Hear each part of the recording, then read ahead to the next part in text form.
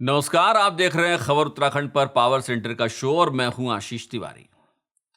क्या 2027 के चुनाव के लिए विधानसभा चुनाव के लिए भारतीय जनता पार्टी ने अपनी बिसात बिछानी शुरू कर दी है?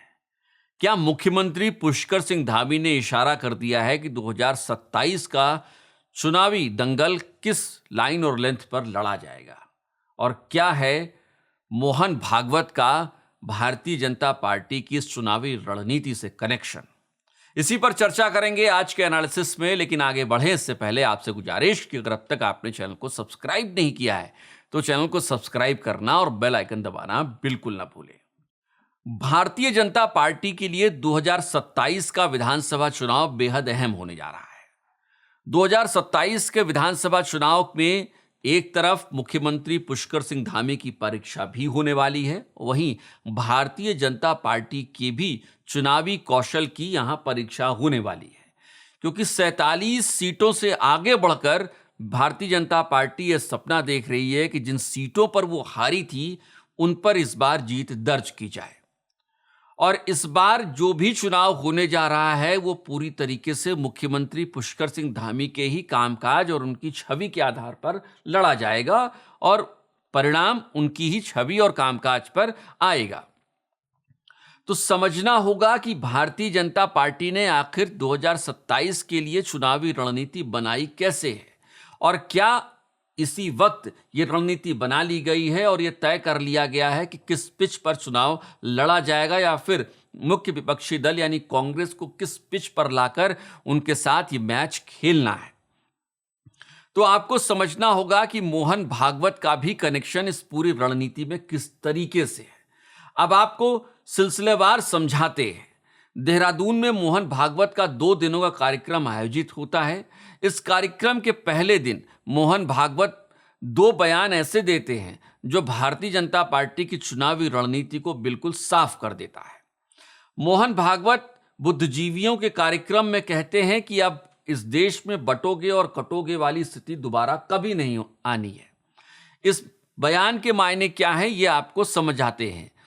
इसके साथ ही मोहन भागवत ये बयान भी देते हैं कि पूरे भारतीयों का डीएनए एक है। अब आप सिलसिलेवार ये समझिए कि मोहन भागवत के ये बयान कितने अहम हैं। बटोगे और कटोगे वाली बात को समझना होगा तो आपको समझना चाहिए कि यूजीसी बिल जिस तरीके से मोदी सरकार लाई थी और उसके मसले पर जिस तरीके से सवर्ण वर्ग नाराज हो गया था, इस नाराजगी की आहट शायद संघ को भी मिल चुकी है और शायद यही वजह है कि मोहन भागवत ये कह रहे हैं कि बटोगे और कटोगे वाली स्थिति अब आनी नहीं है।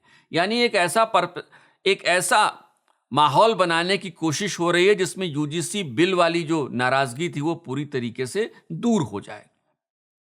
फिर दूसरी तरफ वो ये कहते हैं कि सबका डीएनए एक है, यानी सब एक है। ये संदेश देने की कोशिश मोहन भागवत कर रहे हैं और आपको यह समझना होगा कि ठीक उसी दौरान जब मोहन भागवत बुद्धिजीवियों के सम्मेलन में शरीक हो रहे थे, उसी दौरान मुख्यमंत्री पुष्कर सिंह धामी एक विराट हिंदू सम्मेलन में शामिल हो रहे थे।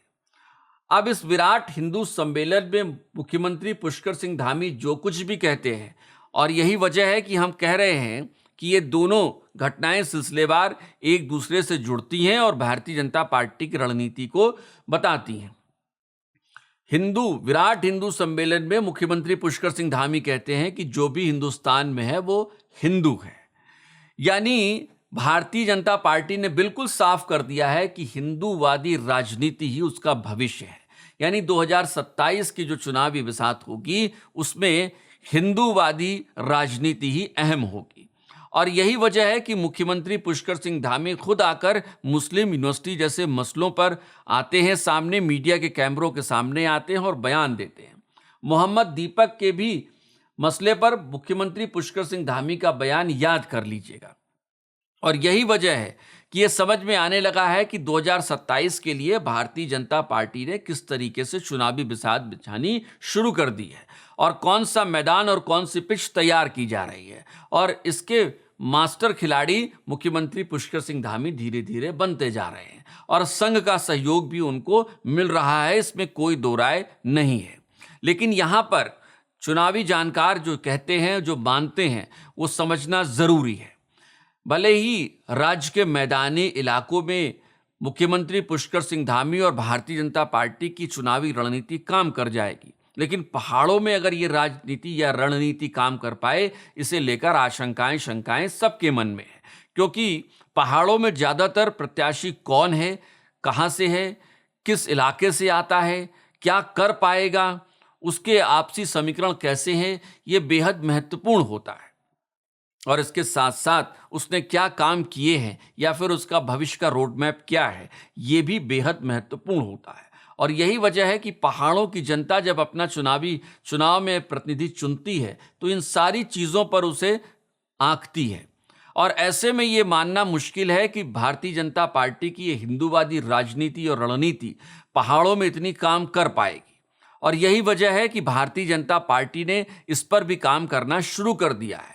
और यही वजह है कि एक लहर या एक कोशिश की जा रही है कि पहाड़ों में भी विराट हिंदू सम्मेलनों के जरिए ही सही एक ऐसा बैकअप तैयार कर दिया जाए जहां पर भारतीय जनता पार्टी की जो रणनीति है उसी पिच पर कांग्रेस को आना पड़ जाए और कांग्रेस को उसी पिच पर अपनी बात रखनी पड़े।